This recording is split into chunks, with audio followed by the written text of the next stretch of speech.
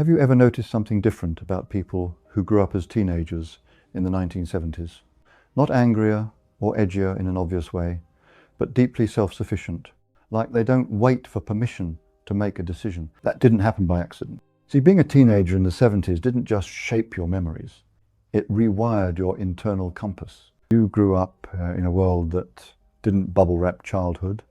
There wasn't any safety gear or supervised play dates. Nobody hovered over you making sure you felt good about yourself. Your parents said, be home when the street lights come on, and that was it. And somehow you figured it out. That freedom wasn't just about running wild. It taught your brain something powerful early on. You're the only authority you can count on. You were the original Latchkey kid.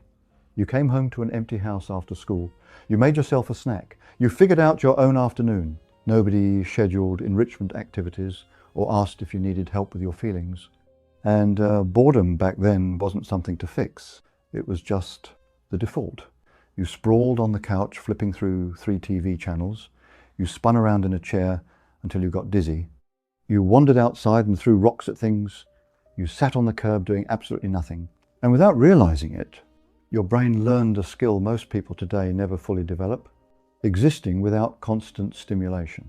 That's why people from that era can sit in a waiting room without panicking, drive for hours without needing a podcast, spend an entire evening without checking anything. Their nervous system doesn't spike when there's nothing happening. Silence doesn't feel like a threat. Now, let's talk about trust in institutions, because here's where it gets dark. In the 70s, if you were a teenager, you watched the entire adult world prove it was lying. Watergate wasn't just a scandal. It was the President of the United States resigning in disgrace on live television. Vietnam wasn't just a war. It was your government sending boys your age to die for a cause nobody could explain. The economy collapsed. Gas stations ran out of fuel.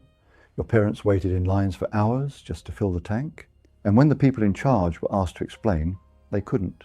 Or worse, they lied. You learned institutional distrust the hard way, face to face with the evening news. There were no think pieces or social media outrage cycles. You couldn't curate your information bubble. The most trusted news anchor in America told you the president was a criminal, and your parents sat there in stunned silence. That was it. Reality, unfiltered. That built real skepticism, not performative cynicism. Survival-level distrust of authority. That taught you how to question power, how to spot when someone's selling you something, how to know when the official story doesn't add up without needing a Reddit thread to confirm it. And relationships, oh man, if you liked someone, you didn't have any safety net. You called their house on a rotary phone, and yeah, their mum might answer. Your stomach in knots, voice shaking, trying to sound normal like, "Hi, is Jenny there?" That alone trained your nervous system to handle rejection. You had to show up in person, walk up to them at school, make eye contact, risk everything in front of witnesses. You couldn't delete the message, unmatch, or pretend it didn't happen. And when heartbreak hit, real heartbreak, there was no texting your feelings, stalking their profile, or crowdsourcing validation from strangers.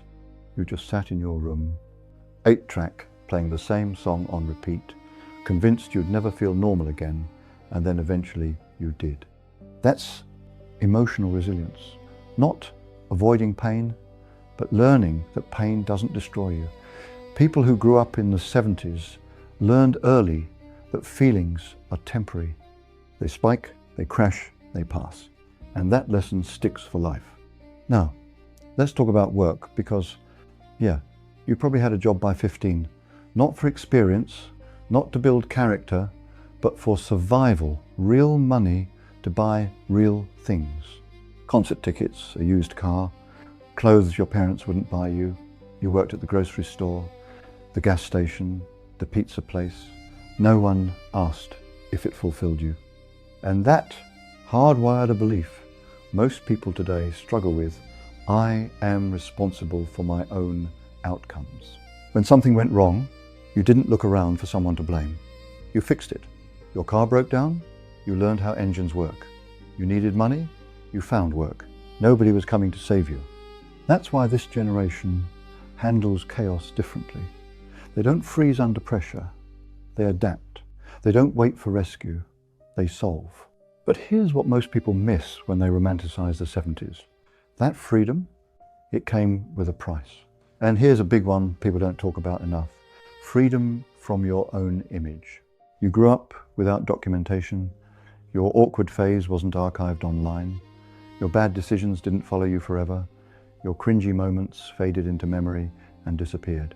Nobody was filming, posting, or building a permanent record of your worst self. You got to build your identity quietly in your room, in your notebook, in your thoughts. It wasn't for an audience or approval. It was just for you. That's why so many people from that era have an unshakable sense of self. They don't need to perform who they are. They already figured it out in private. They don't need external validation because they built their confidence in the dark. Compare that to today: constant surveillance, constant performance, constant need to be seen, and the difference is stark. Those 1970s teenagers weren't just lucky.